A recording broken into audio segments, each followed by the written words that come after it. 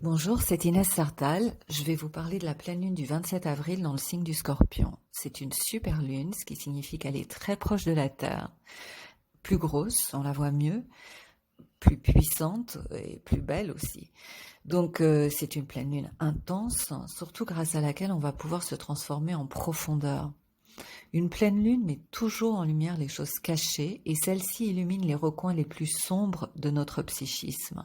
Elle peut provoquer des émotions fortes, elle peut également mettre en lumière des rapports de force qui se jouent dans l'entourage, que ce soit une relation amoureuse, familiale ou professionnelle.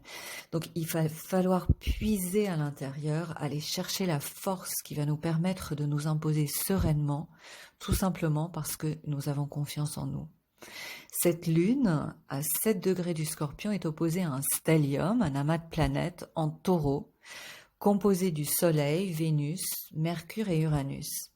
Uranus ébranle le statu quo, force nos résistances, nous libère des notions dépassées que nous avons de nous-mêmes ou de nos relations. Le taureau, où se trouve le Soleil, est un signe fixe, bien ancré, physique, sensuel. Il représente l'incarnation, donc qui retient l'énergie vitale. Et c'est un signe extrêmement constructif. Mais il peut aussi s'agripper à une situation avec une grande rigidité parce qu'il est convaincu qu'il s'agit d'une sécurité vitale. Poussé à l'extrême, ça se manifeste comme une incapacité à lâcher prise et ça crée très souvent une stagnation toxique. La lune en Scorpion, elle, exige une honnêteté sans faille, elle nous encourage à lâcher prise, au contraire, à écouter notre intuition profonde, à accueillir la transformation.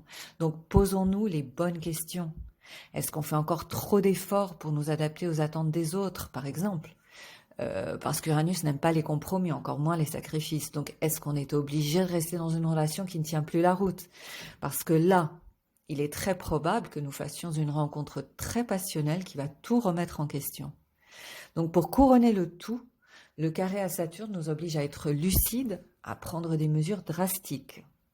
Donc il y a forcément quelque chose dans votre vie qui doit changer, mais peut-être que vous repoussez l'échéance encore et encore.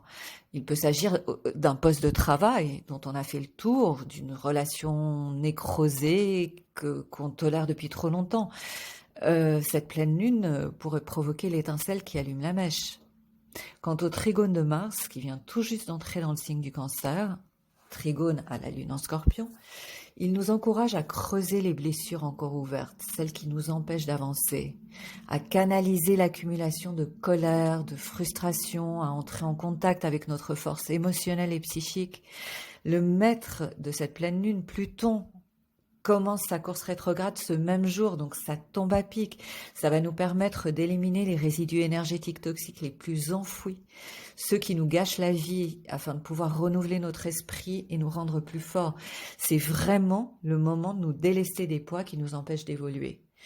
Tout cela nous prépare activement à la saison des éclipses en mai-juin, qui vont définitivement nous permettre de passer à autre chose dans les mois qui suivent.